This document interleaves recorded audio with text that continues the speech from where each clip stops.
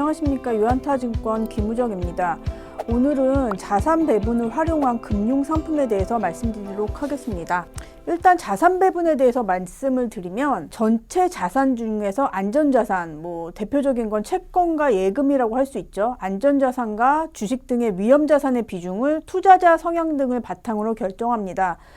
각 투자자들은 위험에 대해서 어떻게 느끼느냐, 그리고 자산 규모도 상당한 영향을 주는데요.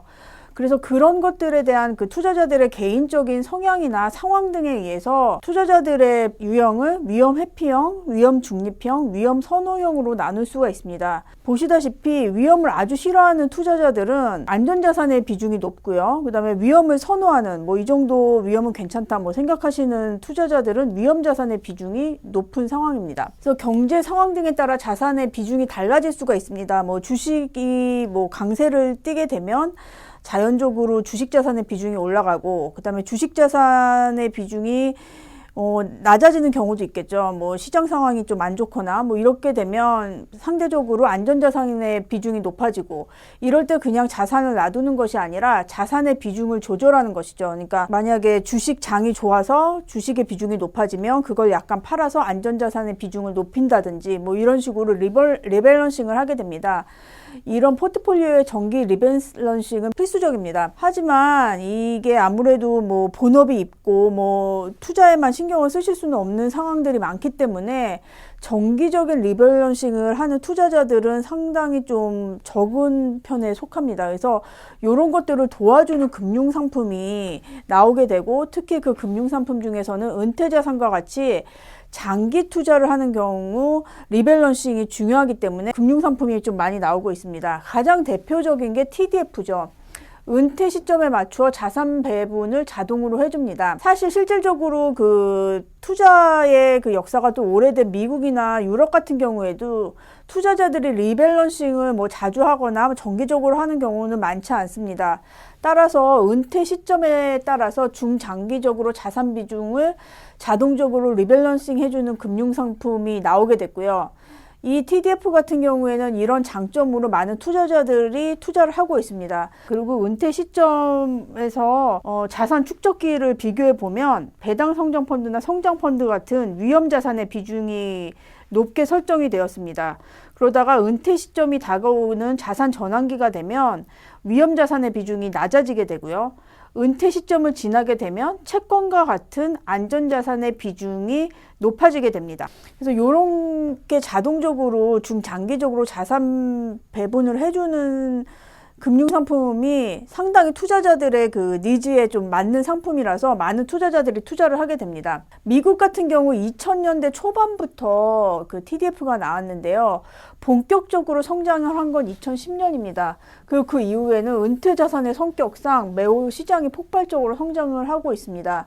최근 같은 경우에는 401k, 그러니까 미국의 가장 대표적인 은퇴자산이죠. 401k의 한 65%, 이제 약간 그 데이터가 업데이트가 되면 한 70% 이상이 지금 TDF를 포함한 상품으로 반영이 되어 있는 상황이고요.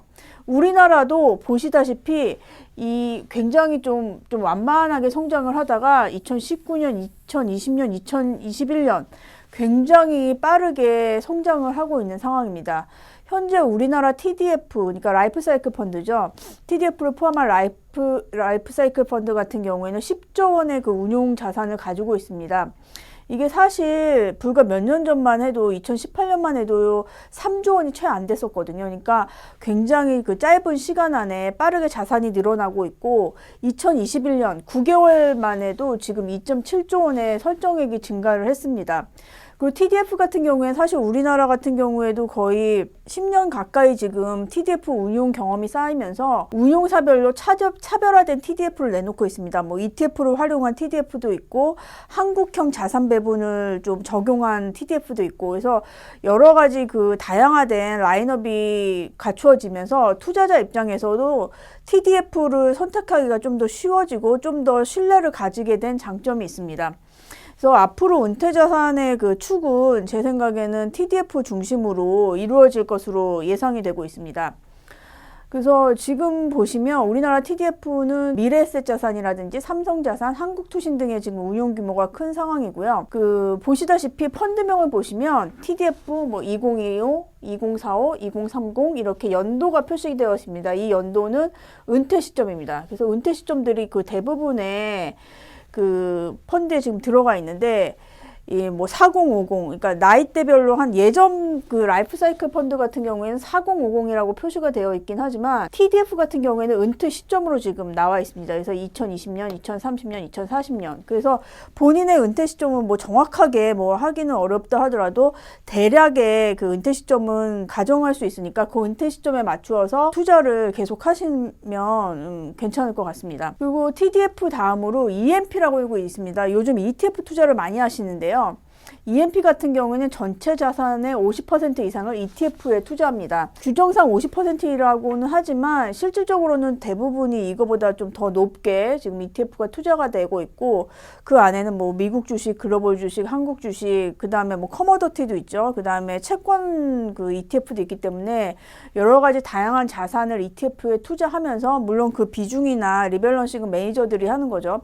그렇게 돼서 투자가 이루어지고 있고, ETF의 기초 자산이 지금 점점 다양화되고 있기 때문에 다양한 자산을 활용해서 분산 투자를 할 수 있는 그런 금융 상품이 되면서, EMP 같은 경우에도 지금 같은 경우 한 1.3조 원 정도 지금 운용이 되고 있는데 2018년 이후 계속적으로 증가가 하고 있습니다. 그래서 이게 어떻게 보면 TDF처럼 새로운 개념의 투자 상품이기 때문에 좀 확고하게 투자자들의 그 주된 금융 상품으로 좀 자리를 잡게 되지 않을까, 좀 이렇게 생각을 하고 있습니다. 최근에 또 경향을 보면 평가 유형의 해외 자산 배분이나 뭐 이런 것들이 많다가, 최근 들어서는 뭐 코어테크 ETF, 코어테크 EMP나 4차 산업 EMP처럼 특정 분야에 투자하는 약간 섹터 펀드 개념의 EMP도 지금 나오고 투자자들의 관심을 끌고 있습니다. 그래서 이런 걸 보면 좀 더 다양화되면서 마치 TDF가 운용 경험이 쌓이면서 다양하게 라인업이 갖추어지는 것처럼 EMP도 그러한 패스를 지금 따라가고 있습니다. 그래서 다양한 상품이 나오면서 투자자들이 각자 본인에게 맞는 상품을 찾아서 투자할 수 있는 환경이 좀 조성이 되고 있는 것으로 알고 있습니다. 그리고 이런 EMP 같은 경우에는 그러니까 주식시장의 변동성이 크더라도 다양한 자산에 지금 투자를 하고 있기 때문에 어느 정도 그 분산 효과를 기대할 수 있는 큰 장점이 있어서, 투자자들에게 특히 저금리로 위험 자산에 대한 거부감이 있지만 더 이상 안전 자산에만 투자할 수 없는 투자자들에게 좀 유용한 대안이 되지 않을까 생각이 듭니다. 자, 지금까지 그 TDF나 EMP처럼 다양한 자산을 활용한 금융상품에 대해서 소개를 드렸는데요. 그러니까 본인의 힘으로 하실 수 있는 뭐 직접 투자나 이런 것도 하실 수 있지만, 그 이외의 자산, 특히 은퇴 자산처럼 장기간 투자를 하고 자산 리밸런싱이 필요한 상품에 대해서는 투자자분들이 이런 금융상품을 활용하는 것도 장기적으로 상당히 좀 유익하지 않을까 생각이 돼서 오늘 소개를 드렸습니다. 예, 감사합니다. 티레이더 유한타 티레이더 투자 타이밍은 티레이더